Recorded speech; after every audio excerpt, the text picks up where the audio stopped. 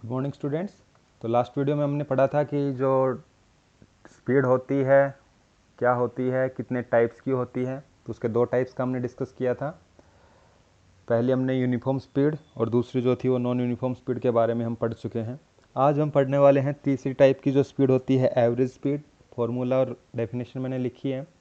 तो average speed क्या होती है, देखिए, कोई भी ऑब्जेक्ट टोटल डिस्टेंस कितनी ट्रैवल करता है और कितना टाइम लेता है उस डिस्टेंस को ट्रैवल करने में, उन दोनों का जो रेशियो होता है वो रेशियो क्या कहलाता है, एवरेज स्पीड। तो टोटल डिस्टेंस ट्रेवल अपॉन में टोटल टाइम टेकन।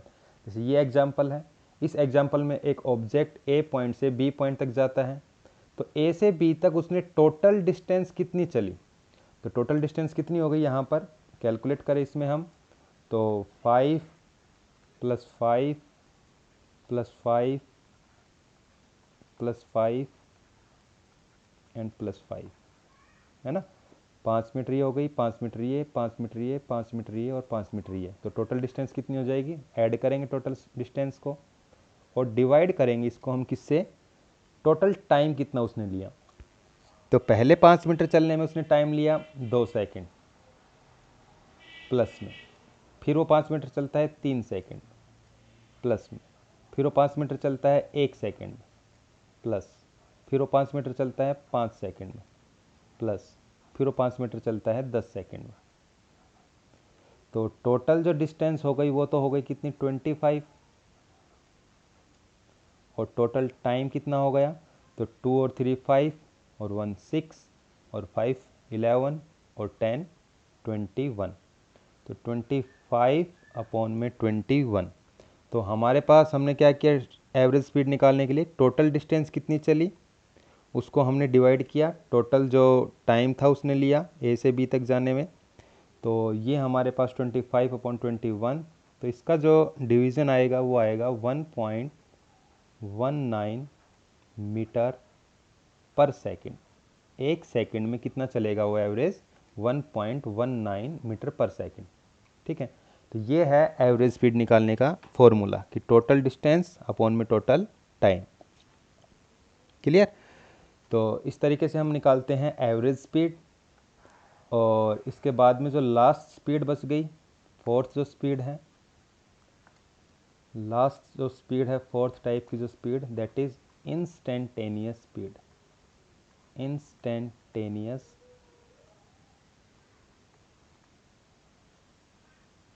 स्पीड। ये स्पीड क्या होती है, देखिए, तो the speed of an object, the speed of an object at any instant of time, the speed of an object at any instant of time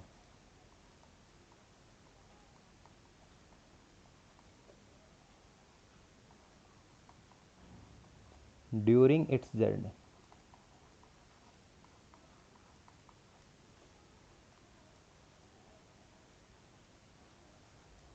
is called instantaneous speed।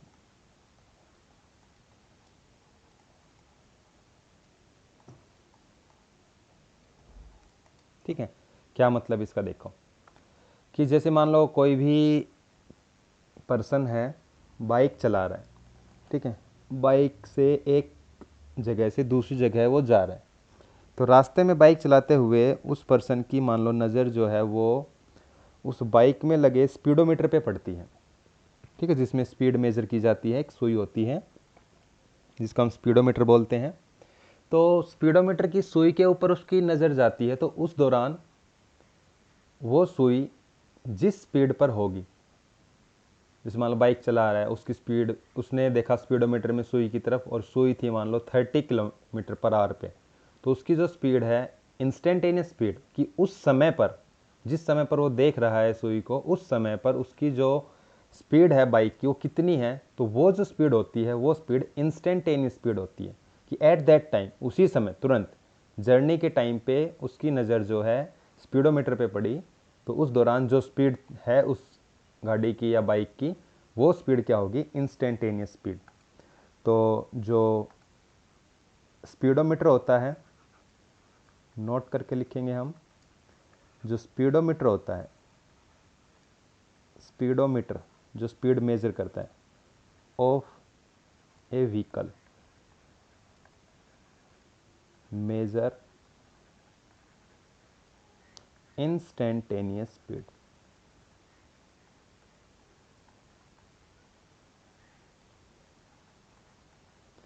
तो गाड़ी का जो स्पीडोमीटर होता है, बाइक का speedometer होता है, या किसी भी साधन का जो स्पीडोमीटर है, वो आपको इन चारों स्पीड में से किसकी वैल्यू देता है? तो इंस्टेंटेनियस स्पीड की। ना तो वो आपको नॉन यूनिफॉर्म स्पीड बताएगा, ना वो आपको यूनिफॉर्म स्पीड बताएगा, ना वो आपको एवरेज स्पीड बताएगा। तो वो क्या मेजर करेगा? तो वो मेजर करता है आपके पास क्या? इंस्टेंटेनियस स्पीड को। और एक चीज़ और होती है उसमें, ओडोमीटर। ओडोमीटर जो होता है गाड़ी का, किसी भी व्हीकल्स का, odometer of a vehicle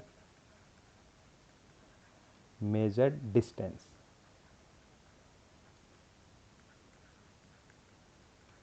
odometer जो होता है वो डिस्टेंस मेजर करता है कि कितनी डिस्टेंस चली है ऑब्जेक्ट ने, और जो स्पीडोमीटर होता है वो मेजर करता है क्या? इंस्टेंटेनियस स्पीड को। क्लियर? तो ये चार तरह की जो स्पीड होती है किसी भी ऑब्जेक्ट की, uniform, non uniform, last video में हमने बात की थी। तीसरी जो स्पीड है वो एवरेज स्पीड, जो आज हमने पढ़ा है कि टोटल डिस्टेंस कितनी चलता है ऑब्जेक्ट और टोटल टाइम क्या लेता है। और चौथी जो स्पीड है इंस्टेंटेनियस स्पीड। क्लियर? तो ये चारों स्पीड समझ गए किस तरीके से आपको याद रखना है इनको। तो पहला यूनिफॉर्म स्पीड, जो हमने यूनिफॉर्म मोशन के बारे में पढ़ा था, सेम वैसे ही है। दूसरा नॉन यूनिफॉर्म स्पीड, जो हमने नॉन यूनिफॉर्म मोशन पढ़ा था। तीसरा जो था वो एवरेज स्पीड, और चौथा जो है वो इंस्टेंटेनियस स्पीड। अब इसके कुछ न्यूमेरिकल्स, कुछ क्वेश्चंस हम करते हैं यहाँ पर। इसमें क्वेश्चंस लिखता हूँ यहाँ कि एवरेज स्पीड के बेस पे क्वेश्चंस कैसे। देखिए स्टूडेंट्स, यहाँ पे एक क्वेश्चन मैंने लिखा है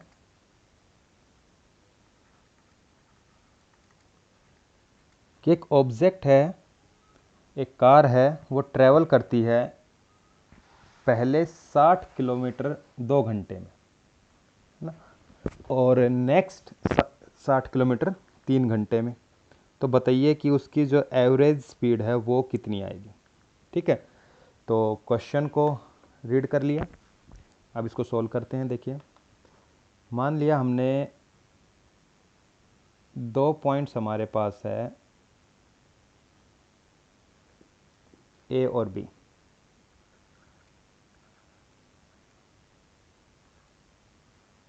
ठीक है, और इसको हमने बांट लिया 2 भागों में।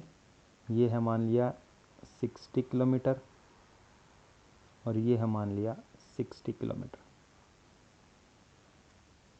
ठीक है, अब यहाँ पर क्या है, ये पॉइंट हमने नाम दे दिया इसको सी पॉइंट। अब पहले जो 60 किलोमीटर है वो चलती है वो गाड़ी कितने टाइम में? 2 घंटे में। तो ए पॉइंट से सी पॉइंट तक पहुँचने में उसको टाइम लगता है 2 घंटे, 2 आवर्स। और नेक्स्ट 60 किलोमीटर वो चलती है कितनी सेकंड, कितने टाइम में? 3 घंटे में। अब आपको यहाँ पे कैलकुलेट करना है एवरेज स्पीड। तो एवरेज स्पीड के लिए फॉर्मूला हमने पढ़ा था, टोटल डिस्टेंस अपॉन में टोटल टाइम।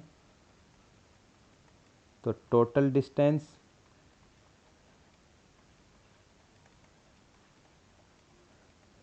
अपॉन में टोटल टाइम।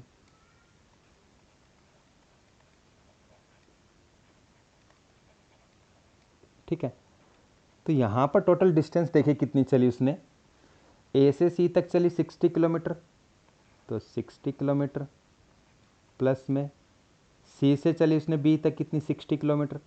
तो ये 60 किलोमीटर टोटल डिस्टेंस हो गई है। तो इसको हम डिवाइड करेंगे टोटल टाइम से। तो ए से सी तक का टाइम कितना है? 2 आवर्स। और सी से लेकर बी तक का टाइम कितना है? 3 आवर्स। तो ये हो गया कितना, 60 60 120 डिवाइडेड बाई 5। तो 120 को 5 से हम डिवाइड करेंगे तो 4 पे जाएगा, सॉरी 2 पे जाएगा पहले, क्योंकि 5 2 जा 10। ठीक है, फिर बचेगा 2, तो फिर कितने पे जाएगा, 4 पे जाएगा, तो 5 4 जा 20। डिस्टेंस थी किलोमीटर में, अपॉन में टाइम किस में है, आवर में, तो किलोमीटर पर आवर। तो 24 किलोमीटर पर आवर उसकी क्या हो जाएगी, एवरेज स्पीड हो जाएगी, है ना। तो उसकी एवरेज स्पीड कितनी हो गई, 24 किलोमीटर पर आवर ए से बी तक पहुंचने की। अब जैसे नेक्स्ट क्वेश्चन देखिए, ये क्वेश्चन आप खुद सोल्व करेंगे। जो सेकंड क्वेश्चन है, सेकंड क्वेश्चन का जो आंसर है वो आप खुद सोल्व करेंगे अपनी नोटबुक में, और मेरे पास उसकी फ़ोटो क्लिक करके सेंड करेंगे। तो इस क्वेश्चन को आपको खुद करना है।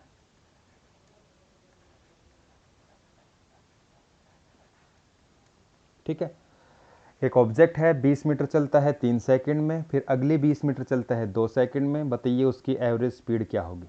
ओके, तो ये आपको खुद सोल्व करना है। इससे नेक्स्ट जो क्वेश्चन है वो मैं आपको करा देता हूँ। अगला क्वेश्चन क्या है बेटा इसमें, तो नेक्स्ट क्वेश्चन में कह रहा है कि एक कार है जो मूव कर रही है, कितना, इसका जो आंसर है कैसे कैलकुलेट करेंगे। तो एक कार है जो मूव करती है 20 किलोमीटर कितनी स्पीड से, 40 किलोमीटर पर आवर से। एक मान लो हमने 2 पॉइंट्स लिए, ठीक है, एक ए पॉइंट लिया, एक हमने बी पॉइंट लिया, इसको हमने 2 भागों में डिवाइड कर दिया। 20 किलोमीटर, तो शुरू में जो डिस्टेंस हो कितनी है, 20 किलोमीटर, और स्पीड क्या है उसकी, 40 किलोमीटर पर आवर। ठीक है, और नेक्स्ट 20 किलोमीटर जो है वो चलती है कितनी देर में, कितनी स्पीड से, 60 किलोमीटर पर आवर से। कैलकुलेट कीजिए कि यहाँ पर उसकी एवरेज स्पीड क्या होगी। ठीक है, अब यहाँ देखिए, एवरेज स्पीड के लिए हमें क्या चाहिए, टोटल डिस्टेंस और टोटल टाइम। एवरेज जो स्पीड होती है, फॉर्मूला होता है उसका कितना, क्या, total distance per unit total time.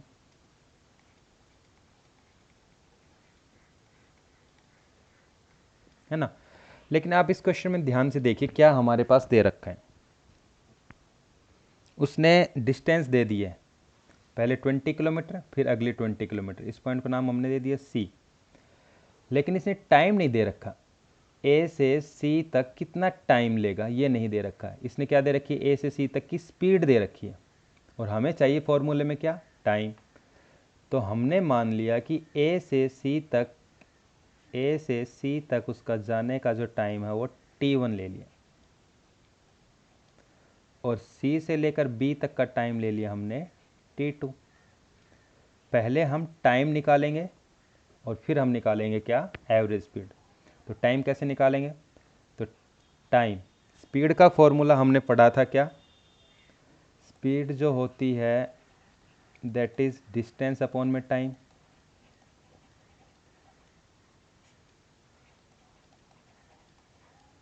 और टाइम का फॉर्मूला यहाँ से क्या बन जाएगा, तो टाइम का फॉर्मूला, तो टाइम चला जाएगा इधर और स्पीड आ जाएगी टाइम की जगह, तो ये हो जाएगा डिस्टेंस अपॉन में स्पीड, टाइम का फॉर्मूला। क्योंकि टाइम चाहिए हमें टोटल टाइम, तो टाइम आपको पहले ए से सी तक का टाइम निकालना है, फिर आपको सी से बी तक का टाइम।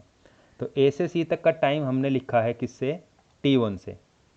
तो time t1 is equal to distance, तो ए से सी तक की डिस्टेंस कितनी हो गई, 20 डिवाइडेड बाई स्पीड क्या है 40। तो ये कैंसिल करेंगे हम, 0 से 0 कैंसिल, 2 से 4 कैंसिल, तो t1 जो आएगा वो आएगा 1/2r। ठीक है, तो 1/2r आ गया। इसको अगर हम वैसे करें तो ये आ जाएगा 0.5r। ये कहाँ से कहाँ तक का टाइम आ गया, ए से लेकर सी तक का। तो शुरू के 20 किलोमीटर कितने टाइम में चले उसने, 0.5 आवर में। अब सी से बी तक का टाइम निकालना आपको t2, तो t2 is equal to total distance कितनी यहाँ से सी से बी तक 20 है, डिवाइडेड बाई टाइम कितना, सॉरी स्पीड कितनी 60 अपॉन में 60, 20 से काट दो इसको 3 पे जाएगा, तो t2 जो टाइम आएगा वो कितना आ जाएगा 1/3r। ठीक है, अगर इसको हम उसमें कन्वर्ट करते हैं तो 0.33r इस तरीके से। ओके, अब जब हमने टाइम निकाल लिया तो अब हमें एवरेज स्पीड के फॉर्मूले में रखना है। तो एवरेज स्पीड टोटल डिस्टेंस, तो टोटल डिस्टेंस हो गई 20 प्लस में 20 डिवाइडेड बाई टोटल टाइम, तो ए से लेकर सी तक का टाइम कितना आया था t1 1/2, तो इसको हमने 1/2 लिख लिया, प्लस में ये आया 1/3, तो इसको हमने 1/3 लिख लिया।